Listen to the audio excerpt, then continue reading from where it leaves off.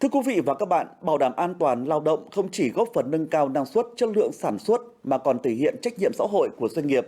Khi mỗi doanh nghiệp, mỗi người lao động và cơ quan quản lý cùng chung tay, chúng ta sẽ có một môi trường làm việc an toàn, bền vững vì sự phát triển lâu dài của con người và xã hội. Tới đây thời lượng của chương trình Doanh nghiệp hội nhập và phát triển xin được khép lại. Cảm ơn quý vị và các bạn đã quan tâm theo dõi. Xin kính chào, tạm biệt.